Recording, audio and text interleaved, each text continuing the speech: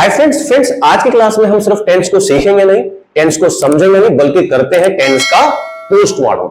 आइए देखते हैं दोस्तों, टेंस का मतलब काल या समय होता है और टेंस हमेशा ही तीन प्रकार के होते हैं, जिसे हम बोलते हैं प्रेजेंट टेंस, वर्तमान काल, पास्ट टेंस, भूतकाल, भविष्य काल, फ्यूचर टेंस। दोस्तों बहुत सारे स्टूडेंट को कंफ्यूजन होता है। अगर मैं कई बार हमारी क्लास में भी बच्चे आते हैं और जब मैं उनसे पूछता हूं कि अरबिक में टेंस कितने होते हैं, या फ्रेंच में, या जर्मनी में, या जापानीज में, तो उनका आंसर होता है सर हमें नहीं पता। तो दोस्तों आज की क्लास के बाद ये आपके जो मुश्किल है वो खत्म हो जाएंगी।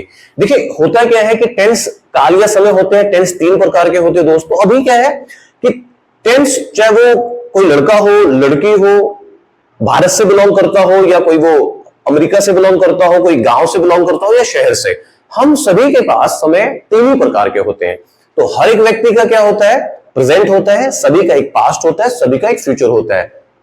तो नेचुरल सी बात है, हर भाषा में टेंस तीन ही प्रकार के होते हैं। अब हमने देख लिया कि टेंस तीन प्रकार के होते हैं, प्रेजेंट, पास्ट और फ्यूचर। हम यहां देखेंगे कि तीनों टेंस एक दूसरे से कनेक्टेड होते हैं दोस्तों।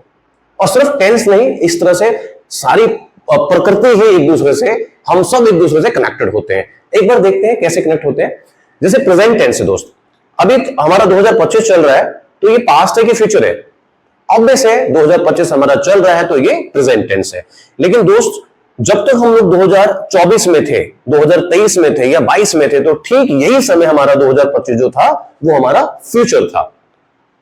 और जैसे हम 2026 में चले जाएंगे तो 2025 हमारा पास्ट हो जाएगा। ठीक इसी तरह से 2024 आज हमारा पास्ट है, लेकिन कभी ना कभी जब हम उसमें जी रहे थे वो हमारा प्रेजेंट था, और जब हम 2023 में थे या 22 में थे तो 2024 भी हमारा फ्यूचर था।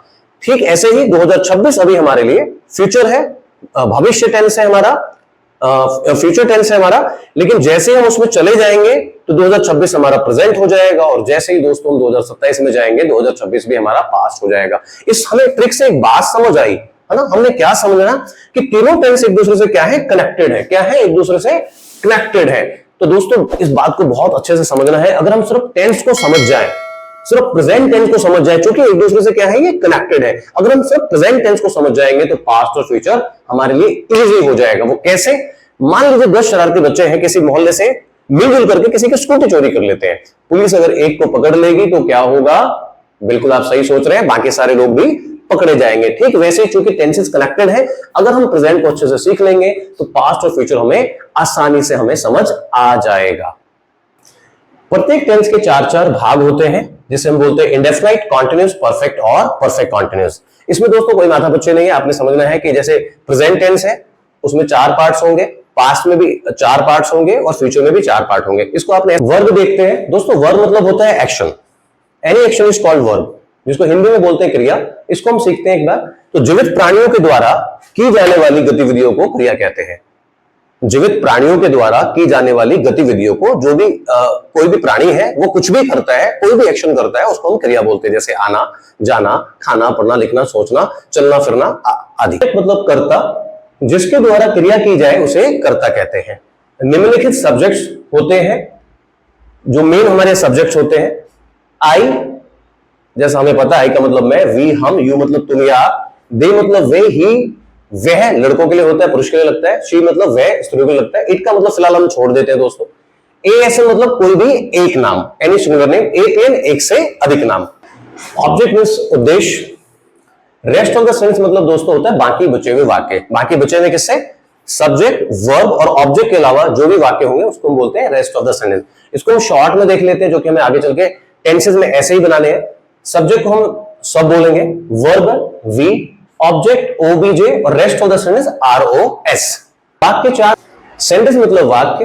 वाक्य चार प्रकार के होते हैं। अफर्मेटिव सेंटेंस, सीधा वाक्य दोस्तों, कई बार इसको पॉजिटिव या सिंपल सेंटेंस भी कह सकते हैं या कहते हैं।